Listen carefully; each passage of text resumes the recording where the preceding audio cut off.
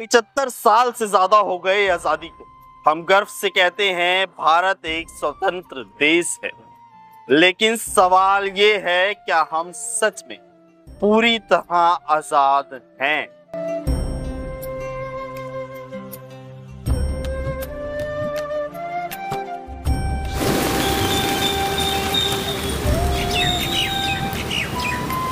आज मैं दिल्ली की सड़कों पे निकला हूं ये जानने कि आजादी का मतलब क्या है। लोगों की नजर में क्या सिर्फ तारीख है या हर दिन की एक सच्चाई?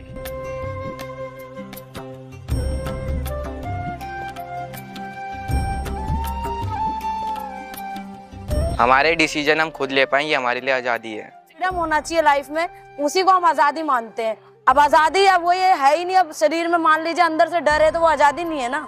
मेरी मेहनत के पैसे पूरे मिले, मेरे लिए यही आजादी है।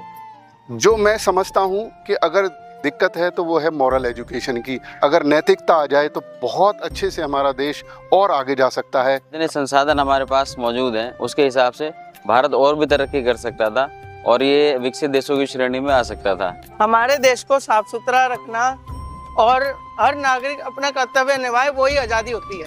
देश आजाद हुआ है, 70 साल हो गए, देश ने बड़ी तरक्की की है, लेकिन आजादी का मतलब तो यही है ना कि आपको फ्रीडम है, हर तरह से आप स्वतंत्र हैं, कुछ भी बोल सकते हैं। आज देश में प्रधानमंत्री को भी गाड़ी पकड़ी हुई, आजादी तो है। हर किसी के लिए आजादी की परिभाषा अलग है, लेकिन क्या हम अपनी परिभाषा जी पा रहे हैं?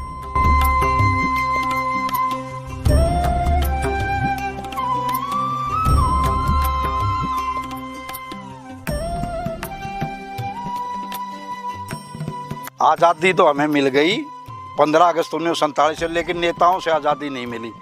78 साल बाद कहाँ है आज़ादी, कहाँ है रोजगार? डिग्री तो है पर नौकरी नहीं है, ये कैसे आजादी है?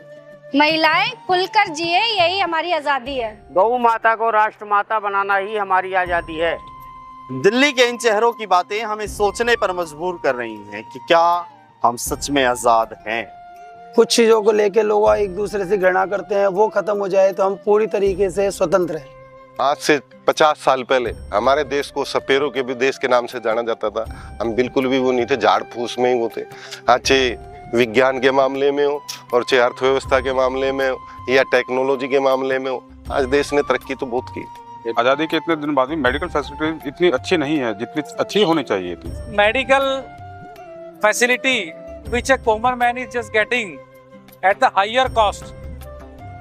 He has to sell everything for the treatment of his family members.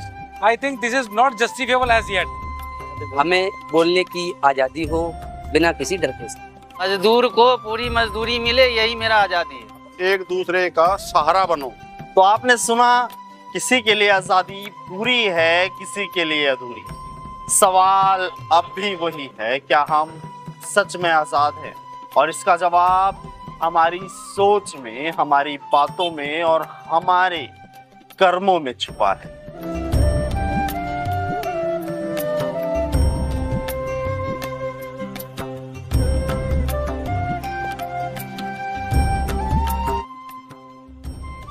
Comment box में हमें जरूर बताइए कि आपके लिए आजादी का असली मतलब क्या है।